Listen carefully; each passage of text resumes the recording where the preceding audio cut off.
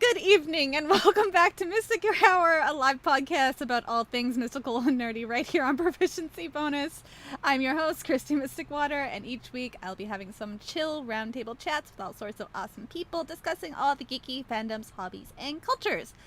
Before we begin this really impromptu episode, I'm going to just do a quick shout out to our sponsor, Dice Bar, dicebar.com, Vancouver-based dice company. They also sell D&D merchandise, and if you enter the coupon code PROBO, P-R-O-B-O, on checkout, you get free expedited shipping to anywhere in the world, so go check them out. They're very awesome.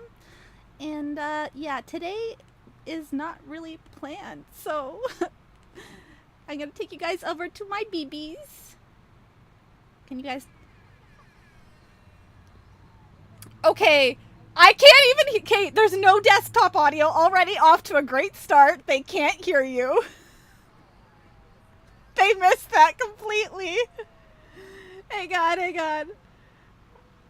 Oh. I could be a soundboard artist. Here, hang on. Try that. There we go. Try that again. She heard it! No! Victoria heard it! How did you hear it? I don't know. Well, I'm awake now. We don't really have anything planned today, so this is a very impromptu episode of MysticHour. I kind of just wanted to chill with my BBs. That's not true at all. Come on. It's pretty damn true. I don't have anything planned at all because I was running late. Okay, Kristy. Okay. Wink. Well, today I'm joined by Ink, Jamie, Alex, and Derek, some familiar faces.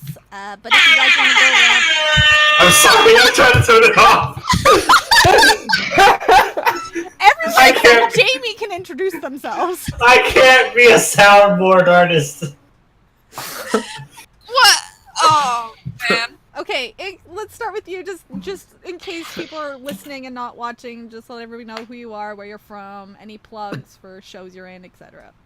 God, yeah, like, geez, let's see. I mean, besides being like a total noob poner on the internet, you may know, God. My name is Ink. I'm from Rhode Island. Hi. Hi. I'm sober all my life. I'm on our Wednesday show, Hell or High Water Deep, here with Kristy, which is excellent. Hoping that we get to do it soon.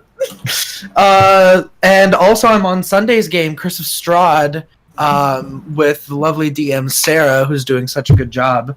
God, what do I plug? I'm an artist. Twitter. I'm an artist. I got a Twitter, Inkweaver. But instead of an I, it's a 1. And like I do things like I made a book, and I draw. And you're doing a giveaway. I have a giveaway on my Twitter right now. If you follow me on my Twitter and retweet my pinned tweet and reply with your favorite race and class combination, you're in a drawing to win some free art. I'm gonna do some headshots up to a whole D&D party worth of headshots. So do it. Win some art. Do it. Then stay following me because I'm an internet funny man. Yeah. Indeed. Next up we have Alex. Oh, hello. I'm Alex. I'm the Dungeon Master of Insight Check. Where's my air you're on horn? Proficiency bonus. No, don't. Not again. Never again. Mom. Okay, Mom. Oh boy. And that's nowhere near the first time he's called me Mom. I call her Mommy all the time. Okay. And she's awake really early right now because it's Sweden and she's on a completely different time zone. Late. Or really because late. I stayed up the entire time. For this. You stayed up for the air horn. I'm sorry, Alex. Yes. I did.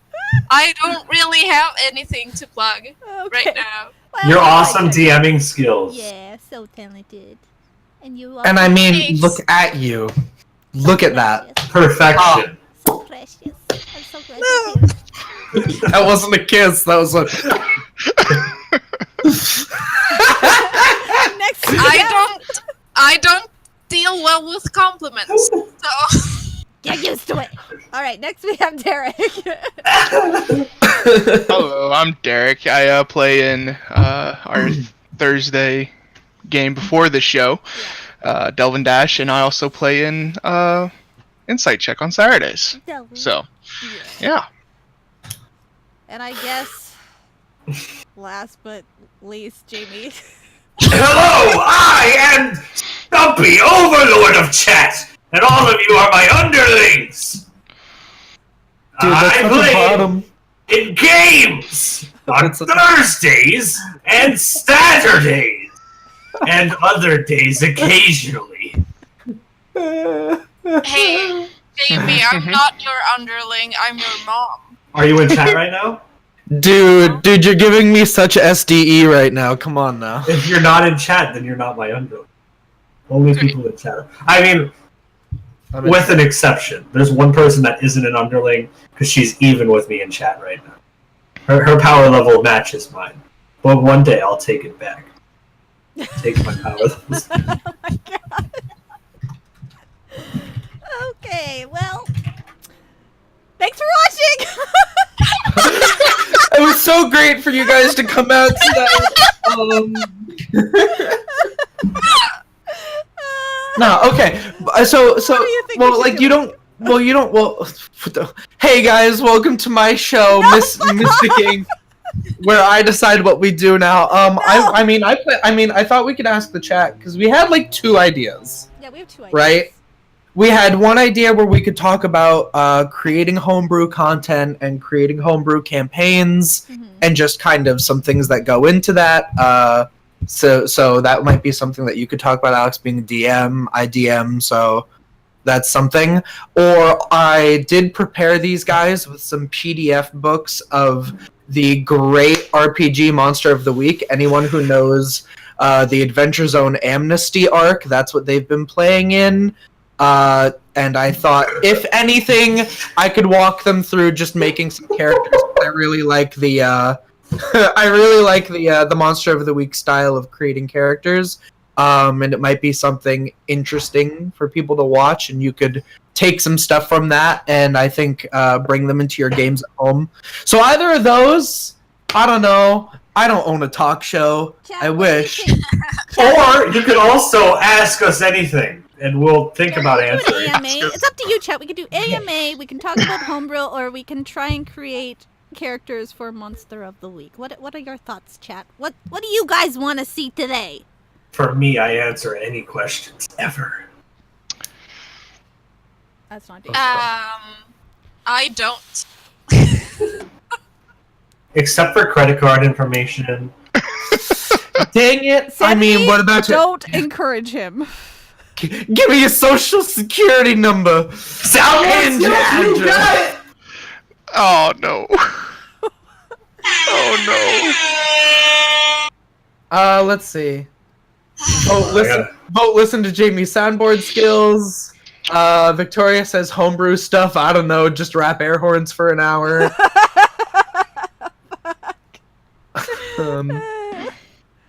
It needs to be more than a single sound, Jamie. Oh, hold on. I'll download a whole soundboard Oh app. no.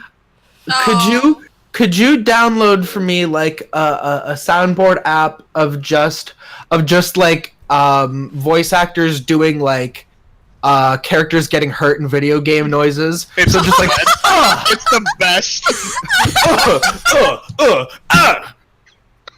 Yo, can you I get downloaded the first one I found. can you get me the Roblox death sound effect? Ooh, maybe. It might be on here. It might be on here. I have something I want to show chat because I'm very proud and very happy. Don't worry. There's not a single question we're answering. Should they yet? But yeah. Okay. I'll answer all questions. You guys have to look at this. We're doing Secret Santa over at the Proficiency Bonus family. We're all just doing a Secret Santa gift exchange. And mine arrived. I don't know who drew it, but when I do, I will be making the announcement. But they did this for me. Yo! awesome. What? So Oh, awesome. dope. Good. It's my MysticHour logo. And at the bottom says the MysticHour. It's so pretty. Dude, you need to- Dude, you need to like get a digital of that and put it as part of the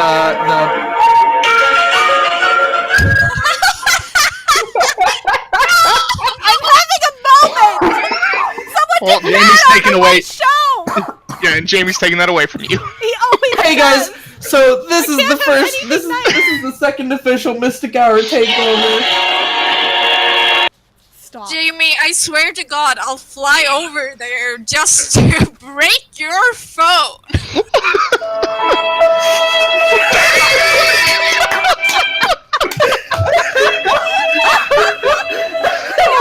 Flat version. They could No, give me a see, glossy wait, version and a wait, flat print. wait, I'm gonna hold on. put into- Jamie. Yeah. I need you to have that sad music on key for like on lock for a second as I do this. Hold on. Nani? No, see, because what you gotta do What's happening? What you gotta do is, if you're gonna play sad music, you need to make sure that you can make yourself grayscale. No, that's that sound effect.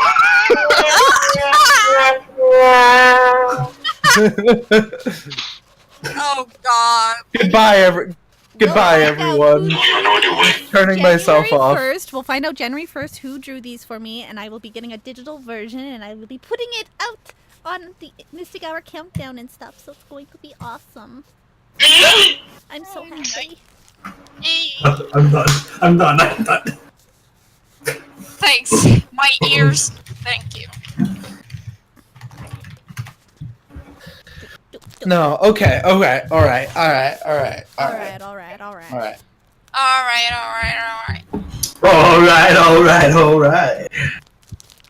Okay, that's all I wanted to show.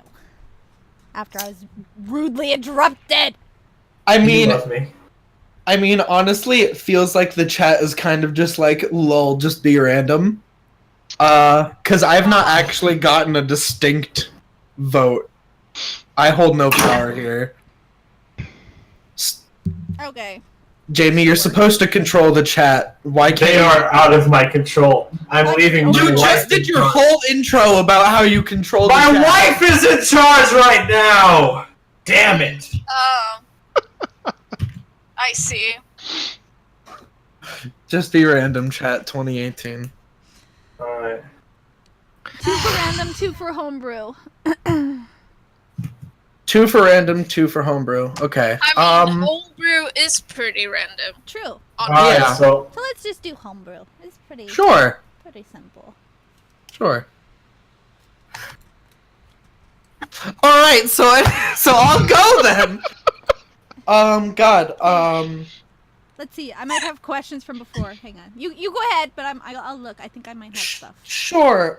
Because I'm like low key, but not really low key, trying to like push to get my homebrew campaign as a show here on Probo. I'm like lightly pushing it. with a like, hammer. Basically, Slightly pushing it with a basically, like Michael's a nail right now, and I have a really big hammer. hammer. So, oh God, Michael's That's what gonna she see said. this. I'm gonna be fired. But basically, because I had a talk with a friend once about like how do I go about making a homebrew campaign? You know, like where do I start? Mm-hmm. And everyone starts in a different place, but what I found I like to start with is the question of the theme of the game. And I feel like with like when you're doing a longer running campaign, right? You have multiple arcs, and each arc is going to have kind of its theme.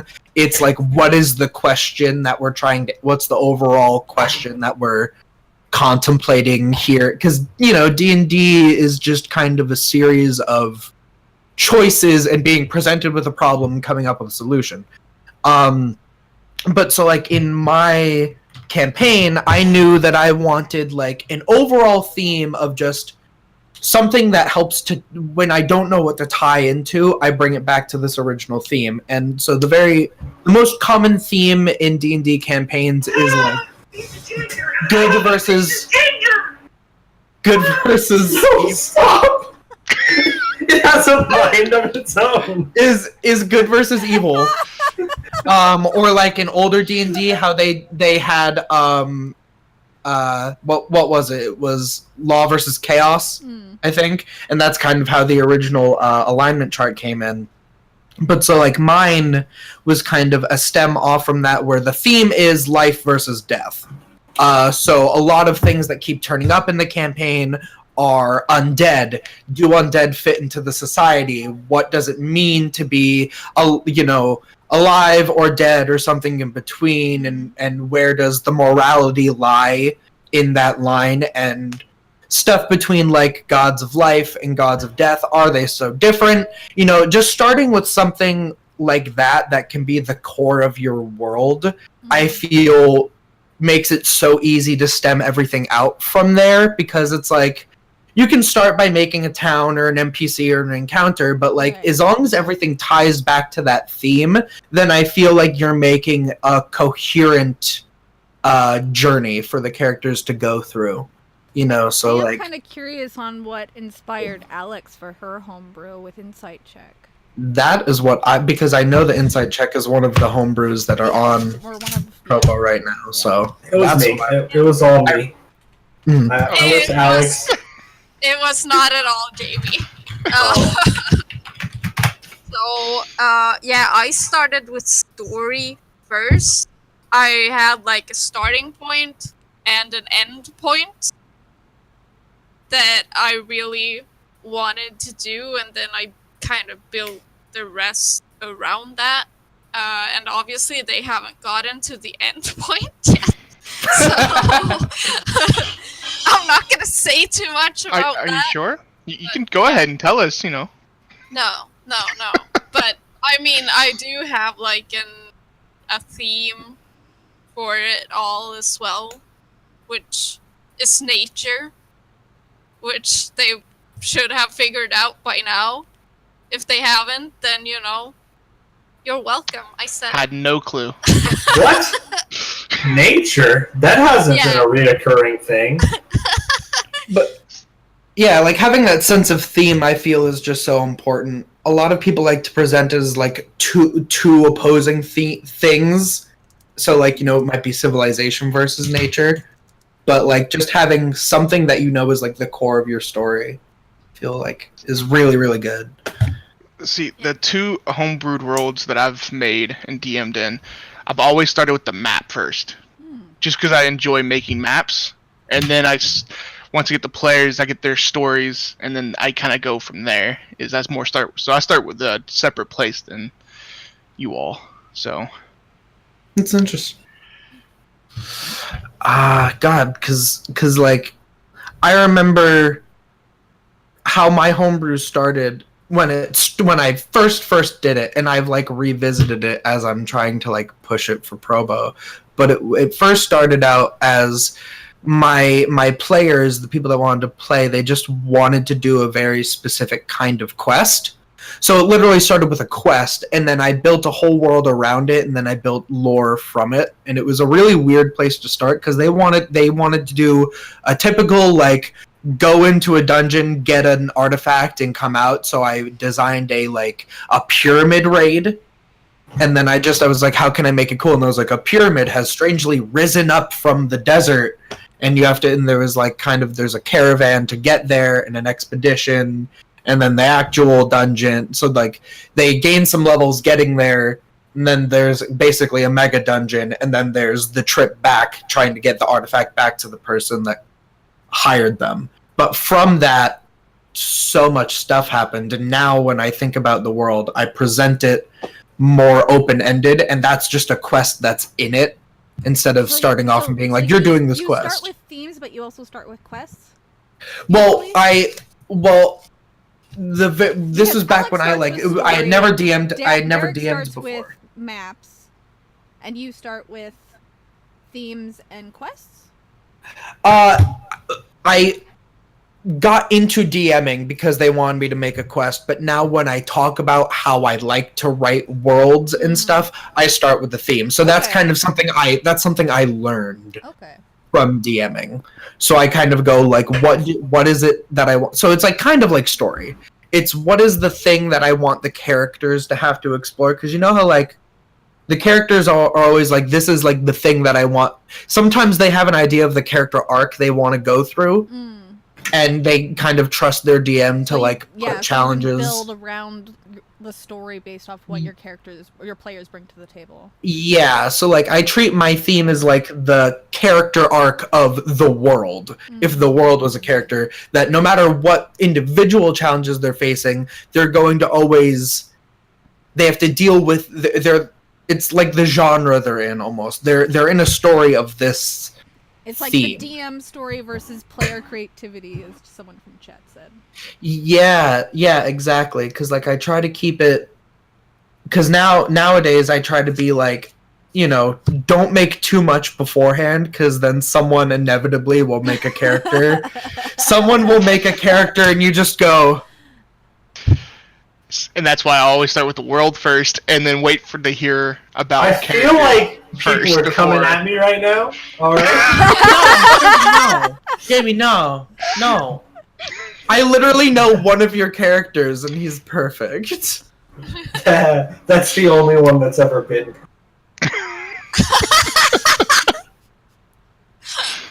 Oh, the never-ending struggle of Jamie's characters. All the characters. But like So many! So why do you feel like you start with maps, Derek? Because I just like to get an idea of like where everything is, like everything's located in the world, and then after I get the map, I wait for like player backgrounds, and then I can figure out what I want the overarching story. Because I like more of a backstory-driven campaign than not necessarily a huge, you know, like Vecna type thing, Right. you know, So or you're Tiamat kinda, or something like that. outside going in, like building from the outside going in. Do you do like the Pantheon bullshit, or do you just start? Oh with, like, yeah. So you start with the Pantheon and the world itself, I'm- and then wait for how your characters or your players create characters. Yeah, because whenever I like, if anybody wants to do like a religion based character, I always, you know, you can use the normal Pantheon from Dungeons and Dragons, or I'm always up for making a completely new one if that's also something that they're interested in. They can't find one they want. So, because I'm always, you know, a fan of just making just new things up and coming up with your own ideas. It's part of the fun. So. What about I have a question. Oh, go ahead. Well, because I had a question about maps, because I feel like I have a hard time with my maps. Because I feel like I have a hard time like populating it. I don't know. I have a really bad sense of distance in game to make because I'm like, how much space do I want there to be between towns? Because typically how I design is like, okay, a lot of your big cities are normally like on the coasts or in areas that are just smart for controlling trade. But then I'm like, how do I make sure that I have like a nice variety of environments and like how to space out towns versus just wilderness? Like I have a hard time with that because sometimes I feel like I just have too much empty space, or I feel like everything is way too close together. Alright, so what I do with that is when I make the world, I decide what the continent looks like, or what, whatever, a couple islands, whatever you want your theme of your world map to look like. I come up with that. Then I figure out, okay, well, how many like main towns do I want? And then I place those on the map. And then I come up with a few different, smaller, not as big as like the main cities, and place those. Then I'd come up with like, of course, if you want mountains, if you want lakes, if you just want like a big plain area, if you want farmland, forest, a whole bunch of different, you can then come up with that. But I mainly leave like smaller towns that are like farming towns or stuff like that. I leave those off the map and just like make notes of where like things would be.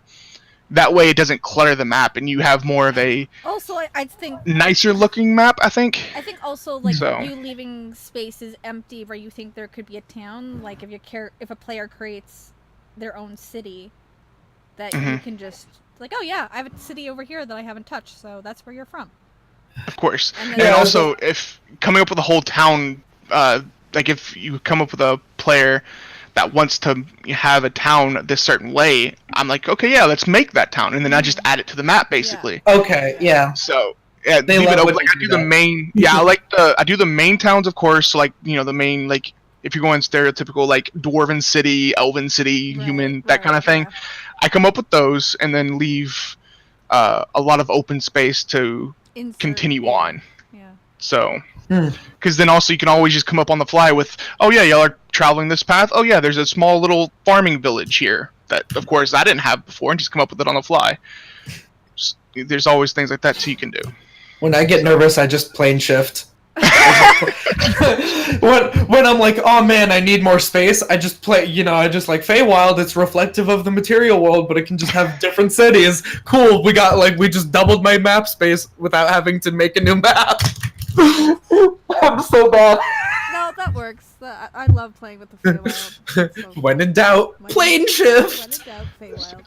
What about you, Alex? Because you said you start with story first, right? Yeah. So how did that start for you with Insight Check? Did you just completely have the idea of what was going on in terms of like the war and like the conflicts that were happening first before you divided it up into a map? Well, the war wasn't really a thing at first. Okay. That kind of like happened as we were playing. I was like, well, there's this other country that hates like half elves and stuff because backstory reasons and also. Oops. So That's my I was fault. like, well, that's interesting. I can play with that. But no, I just kind of knew the country that we were starting in, and then I kind of just decided, oh well, I want this many other countries on this continent, and maybe I'll just name the capitals at first and leave the other towns blank. And that took a really long time to like actually name the other stuff for me. So, but I did it You did it. at last. But yeah, I just focused first on H-Land, which is where you guys started. So would you say you focus more on like the history of that one place first? Yeah, Yeah. because I mean that's where you were So at. you were and more I, building inside going out instead of outside going in. Yeah. Okay. Yeah.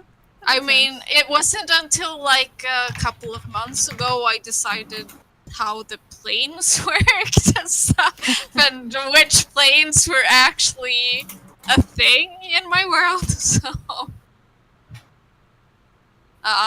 yeah, I just focused on like the, I guess, details of where you guys were at first.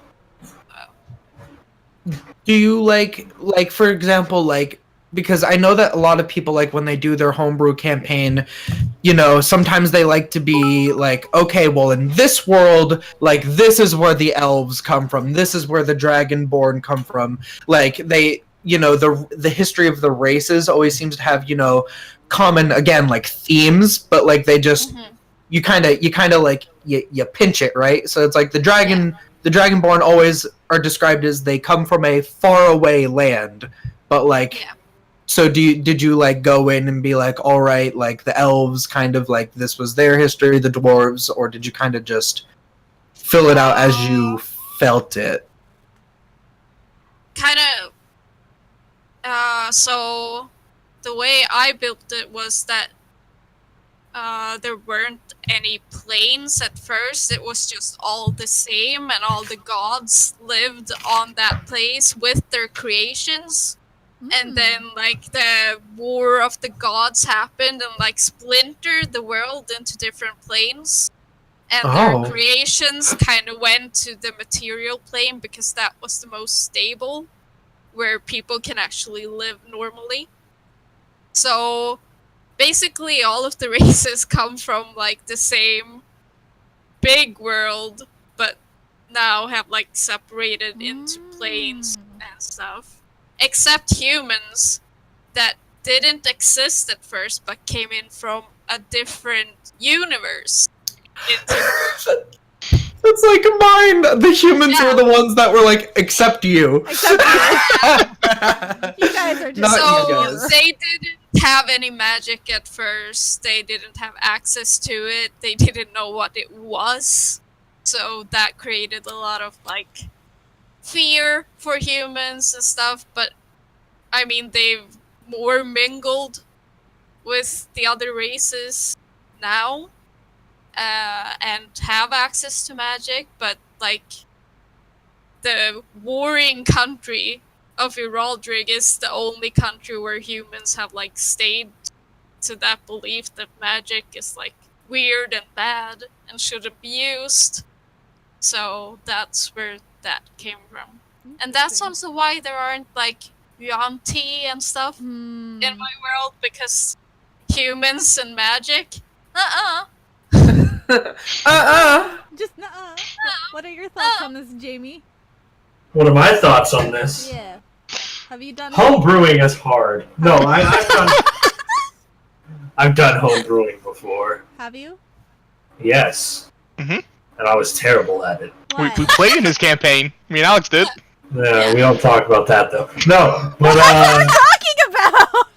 no, we're not talking about that campaign. It was bad.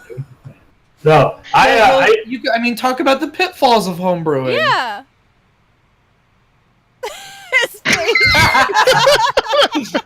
He's like, that's what I didn't want to talk about. It's so It never happened. So I like to start with a single city and work my way up from there. You know, just I like to I start with like a trade town, and then I'll build up routes from the trade town to like the bigger cities, like New York, you know, except for not named New York. No, it's York New, actually. Right. I work up from there, and I like build off of that. And while I'm building cities, I like to build like political stances and stuff. Then once I'm like, oh, this city wouldn't like this city's stuff, that's when I start like story building. But when I first started homebrewing for them for that terrible campaign we won't talk about, except for we're going to talk about it, I basically started with like a temple type thing or a guild, and I built the city based on the guild, and then I forced them into it. It's really hard when you don't have creative like prowess. I forced them into an adventure where they had to go like 2 raiding basically, and I don't know. I felt like I railroaded a lot, but I wanted to leave it up to them a lot, and like I just felt like if I left it up to them, then nothing would happen. And then Hey, we're good players. Shut up. Yeah, you're not putting trust in your players, Jamie. I trust you two. But Oh, shots fired. Are you saying you don't trust me, Jamie? were you in my campaign? We were. That's not what I'm asking. I'm just saying, do you trust me now? I trust you so much. Well, do you guys want to be like alone? No, I just want bits in chat. No, but I basically for my campaign I was like, I want them to leave. I want them to completely leave the city, and then I want to hit the world with something massive, and they're gonna come back just as the massive thing hits.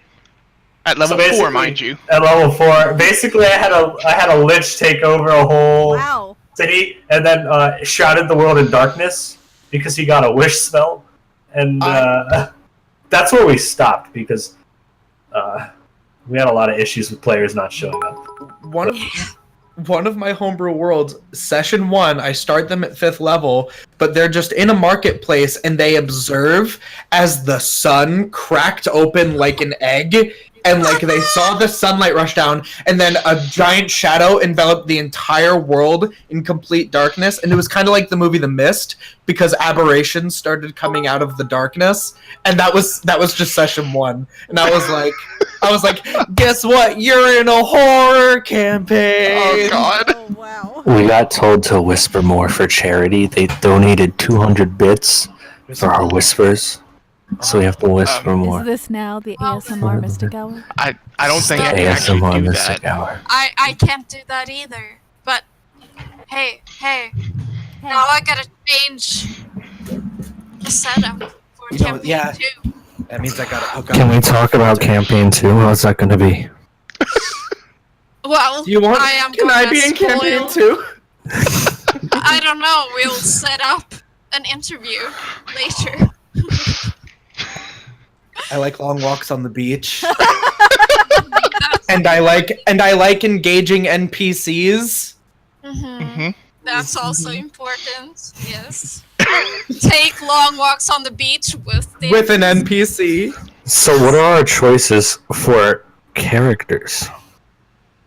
basically anything that's in an official rulebook. Okay, that's something to discuss. What are your thoughts on homebrew classes and homebrew races in homebrew games? I don't see a problem with it as long as you ask your DM first and the DM approves it. I've played Now, if so you many just come homebrew with races. to, you get into a game and say, oh, hey, I'm going to play this, and it's not, official Yeah. licensed stuff, and without asking can be kind of annoying. So you make sure you always ask first, at least. Yeah. And, I mean, like I said, I don't have any problem with doing homebrewed stuff if, of course, the DM might change things about the class or race, depending on... Because some of the homebrewed stuff out there is really OP. Yeah. Really broken. So... Yeah. See, I, I'm in the problem that, like, whenever I saw the class Mystic, because obviously Mystic Water, I wanted to play it. But the moment I Mystics mention are- this, see, the moment I mention this, I look at all your faces and you're all like, "Fuck you, Kristy." I've no." played one. I don't care. I've played never one. played. I've never even really looked into it. I just saw the character's class name and I'm like, "That's me." when you But- have a class that's 27 pages long I know. Yes. And It's, that's in its the thing. PDF, I I also think feel they're like- wonderful, and you should do it. I feel like I would, but I would want to do it. I would want to collaborate with whatever DM I'd be doing it with and Alex. nerf them. Like I homebrew would the say they homebrew. definitely need a nerf, because I played one and I was basically unkillable. Yeah, and you I can don't- ask I don't Jamie and wanna- Alex What do about you that. mean, basically? You were 100% unkillable. Oh, You I'm were about the to die? only Let me one- teleport 3 miles away. Yeah, Well, it wasn't you that were far. the only one who Okay, didn't yes, and die. this is more just for me wanting to play Um, something that's called a mystic. Like this is just Mhm. purely a selfish reason. I have no idea what the class does or what it's. They're what it they're entails. psychonics. I know they're They- psychonics. I don't Okay. know what they're like they have like what abilities or what are they? Well, called? They can So- basically do everything. Yeah. the reason why people have an issue with the reason why people like and yet hate mystics, they like that it's such a customizable class, because it is literally just the most customizable class out there, but it literally means like the mystic can just do everyone's job. Yeah, Mhm. that's what I've read. That's what I've read. Yeah. Yeah. My thing with, because I've, from a DM standpoint, like I've approved things that I then regretted approving. Same. Yep. But like the way that I like to do it as a player is like, so like I don't necessarily like to go find a homebrew class that's been built from scratch and be like, I like this. I like to take what I have and tweak it tweak it in ways that just fit the backstory of the character and make the character feel more unique while still kind of playing within an official class. So I'll use Opal as an example, because I always use Opal as an example. Opal technically is slightly homebrewed cleric.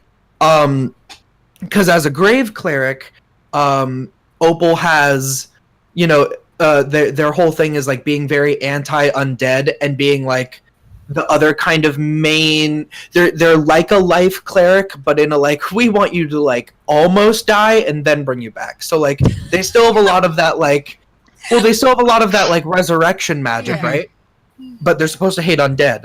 Opal, I felt thematically, here I go with themes again, thematically fit with a grave cleric the most, but because of things in his backstory, I changed certain stuff. So it's, I mean, I've talked about it a couple times. Opal, at some point in his backstory, accidentally, instead of went to try to resurrect someone, but instead created a zombie. And I have that represented mechanically as, because normally grave clerics, they get like revivify and stuff as part of their domain spells. Yeah. And I said, JJ, like, this character has a much different view on undead, and it's closely related to their story. What if I say, I will never take Revivify? Like, that was my, like, promise to him. Take it off of my domain spell list, but give me Animate Dead instead. Okay. That Opal physically can't... he's a cleric that actually can't bring people back from the dead. He creates zombies instead, and the reason why is something that's in his backstory / I left up for part of his character arc. So things like that. I like coming to my DM and being like, I want to change this, but I'm gonna like give up something in response. So like in Curse of Strahd, I play a dwarf hexblade warlock named Varian, and what I really liked about him was I wanted a warlock, but I wanted to be a jerk.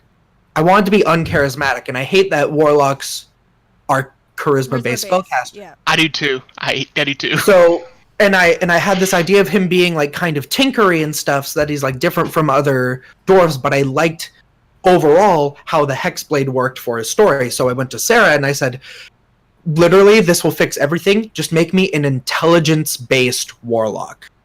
That I have this pact with my patron, not because I'm charismatic and I struck a deal, but because the artifact that I found that is my hex weapon was a complex feat of engineering, and he was smart enough to figure it out. So it locked him into a pact. That's an intelligence warlock, and it's so fun. That's something, like, if I were to do with the Mystic, that's something I would definitely want to do with my DM if I were to actually find a DM willing to try and play with it, because I would want to nerf it so I'm not OP, because I'm not an OP player, I'm not a mid-maxer, I'm very much character-based. I've always been a character-based RPer first. Yeah. Fighting is okay. Like, I'll fight, but I don't like to. Like, Kristy as a player does not like battles. It's boring. Alright, fight me. I'll fight you whenever. But like, whenever I bring up Mystic, everyone's like instant like shutdown. I'm like, can we? There's a way to do it. You can homebrew another class. Just I would like. I want to be called a Mystic.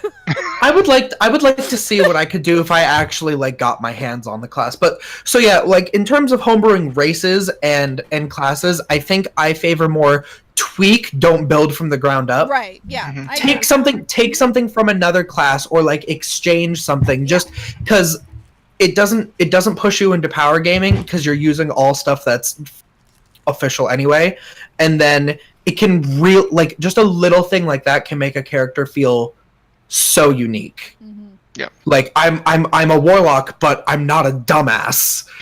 And I'm also a jerk. People don't like me, but I'm smart. Like that's already just that one change made me love his character so much more. So I really, to other DMs out there, like, just, you know, be open. Be open. If you're doing a homebrew, be open to it.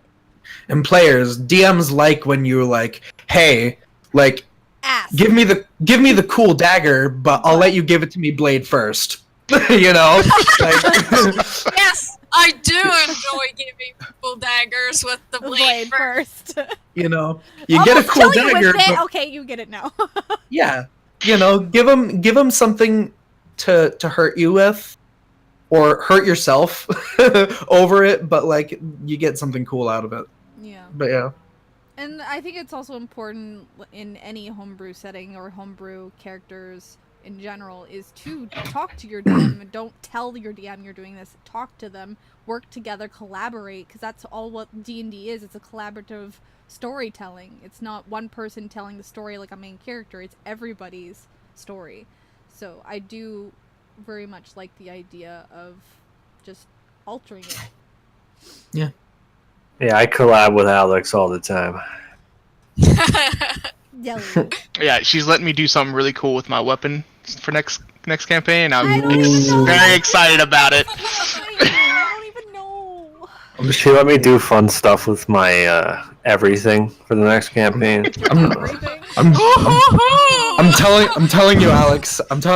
I make really cool characters. I mean, can you say no to this face? Maybe you can.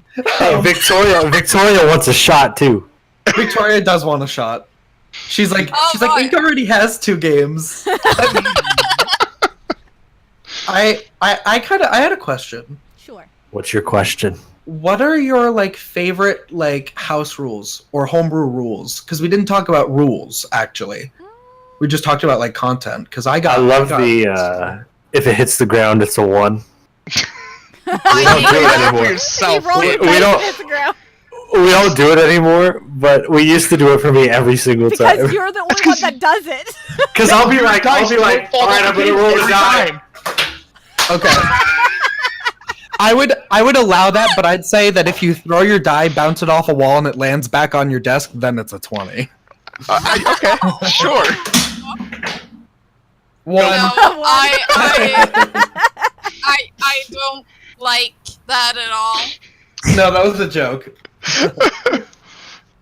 Bonus I'm trying to think action, if I've ever actually. Yeah, I use that one.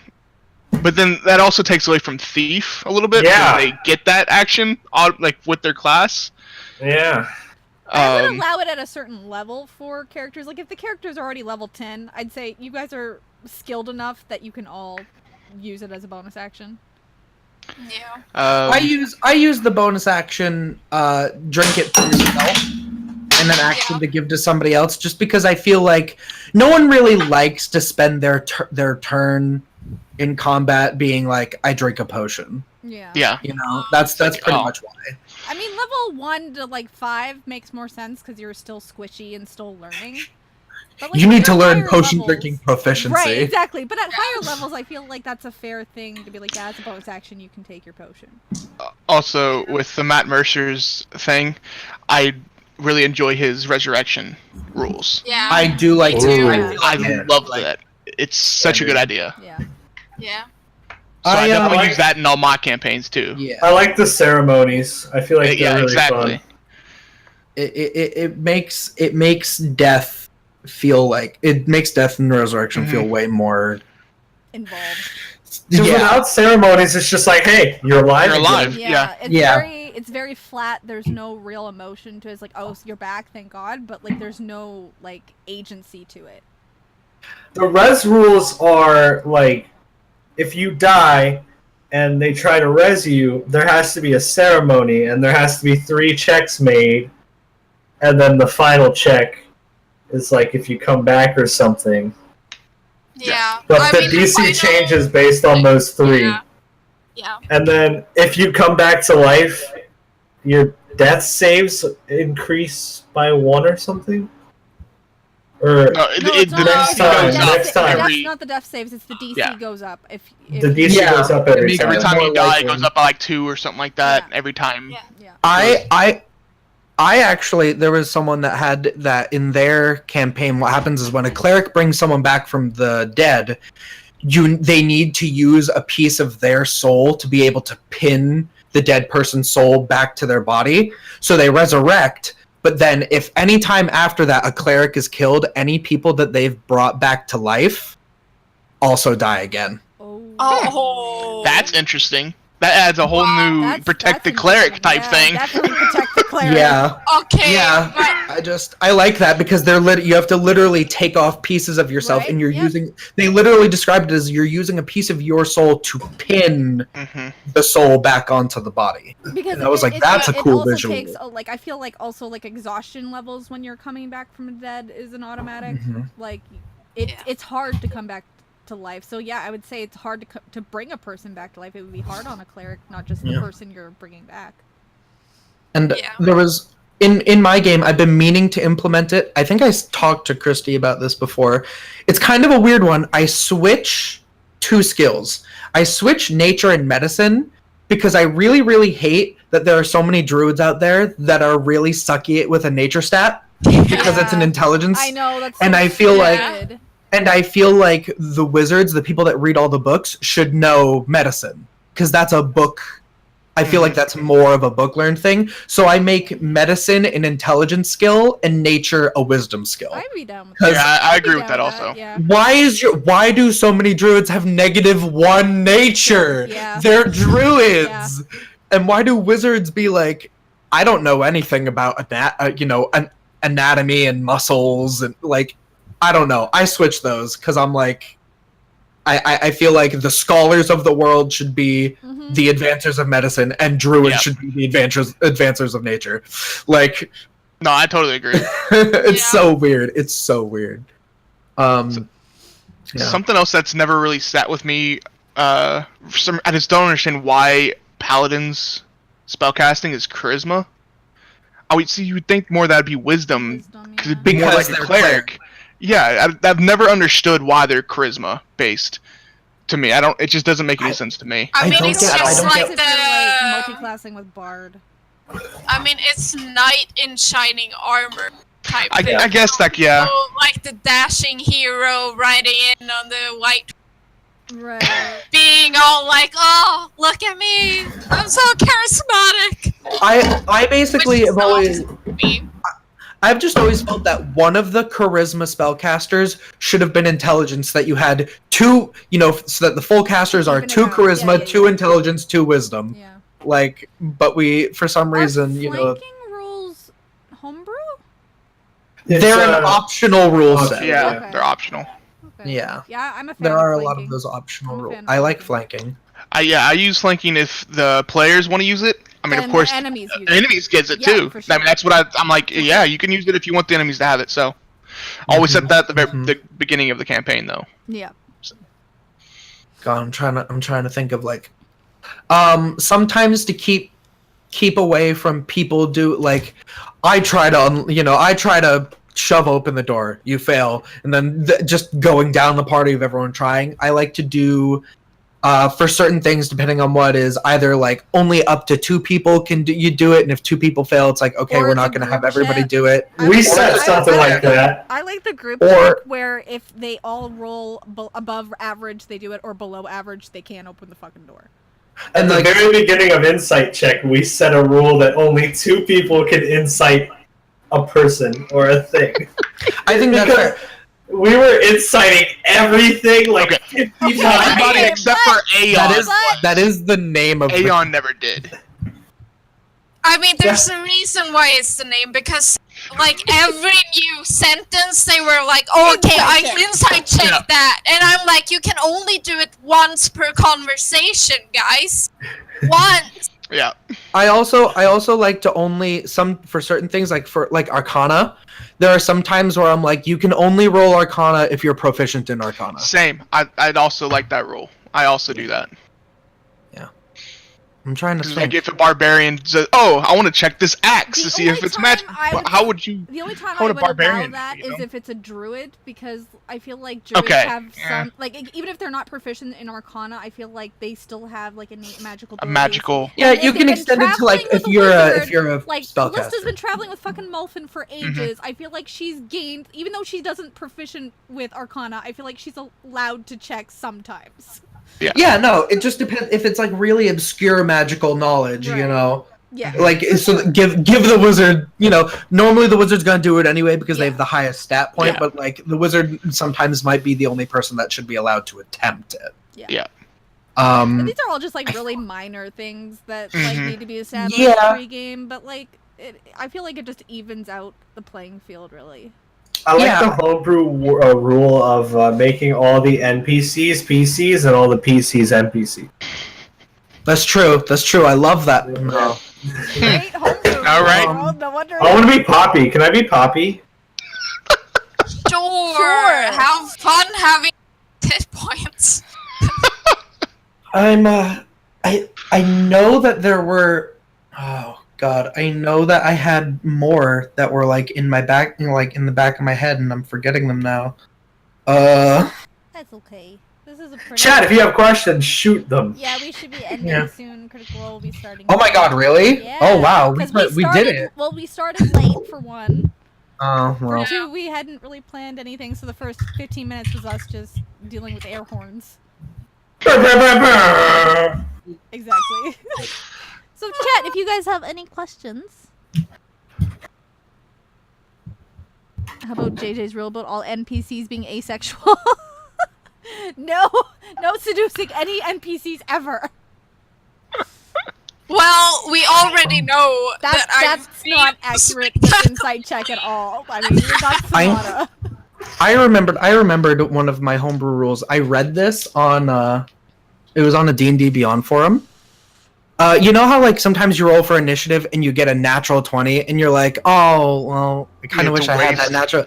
Yeah, this person said on initiative rolls, if you roll a natural 20 or a natural 1, the first thing that you do on your turn will either have advantage or disadvantage. Which is pretty. That makes sense. To kind of be like, you know, natural 20 on initiative, like you were prepared, so you're ready. Yeah. Makes you feel like you're actually accomplishing something with that. Like you're Or wasting natural like 1, that. you were caught off guard. Yeah. So you're kind of like the first time you try. Yeah! Yes! Yes! God damn it. Oh god, when you get hit with magic missile.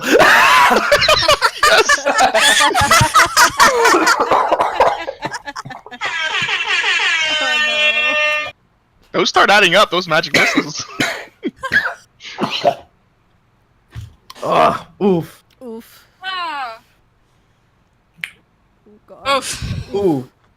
This was okay, sorry, because I found that forum again. This person said, when a player is rolling death saving throws, they do so behind my DM screen, so only they and I know the result. I like Also that. another interesting I like that idea. a lot. So that you don't know if they're on the brink of getting up or going. I like that. I like that a lot, idea, actually. Yeah. Oh, so we're starting that. Yeah, okay. I'm adding that to my game too, actually. That's actually a really good idea. That's a really sneaky, but very, like, yeah, it puts a lot of, like, agency back into the game. Yep. If Danica used that rule, Christ Mira would be dead. Oh, yeah. They'd be like... Christ, Because I wouldn't be like, oh, she's almost dead. Yeah. No, yeah. It would lose You might have to because do. that would You might have lose to the like. metagaming agency to it, but it would be like Yeah. a normal agency. Mhm. Someone would probably have to use like a perception or a medicine check just to tell Just to tell, yeah. how they're doing. I like That's that like rule a lot. scary, I like but that a I lot. like that. It's scary, I like but that a lot. yeah, I like that it adds that I'm- risk and reward factor. I like to tug on everybody's heartstrings, so like that's right down my alley. Alright, fam. Well, we just hit 7 p.m., which means Critical Role is literally starting any minute. So, thank you to my BBs Inc., Jamie, Alex, and Derek for joining me. Any last thoughts or shout-outs before we end tonight? No problem. I love being here. I love everybody here. All of you are great. Alex, I just really want to guest on Inside Check because I really like your show. And I like homebrew campaigns, and you're really cool. Look, he can do this whole whispering thing too, and it's great. iTunes listeners are Yeah. gonna really love this episode. What's up, iTunes listeners? I'm gonna lick your ear now. Wait. Oh 'cause I god. think- wait. No. Because I think I can go from like one ear to the other if I change my mic settings. Oh yeah, me too. Yeah. Oh I think my I can do it god. now too. Can you hear it over here and stuff? Over here. Yeah. So Just like to say, I hate ASMR so much. when are we starting the ASMR with Ink and Jamie though? Oh my god. Wait. Hey Jamie, do you want to start a podcast? Let's start a podcast. Guys, okay, that's it. That's all we have time for tonight, guys. Remember to check out diceware.com and Wait, use the we can call coupon code PROBO What are we gonna PROBO call it? on checkout and Jamie. get free expedited shipping to anywhere in the world. Diceware.com. Jamie. Thank you, sponsors. Help me. Call it two dudes, one mic. Wonderful. That's Perfect. Perfect. Thank you Send for up this. the internet 1, 2, 3 straight. Thank you. Internet 1, 2, 3. Give me 1, 2, 3 internet. That's the one. Help me. Okay, love you. Bye. Bye. Bye-bye.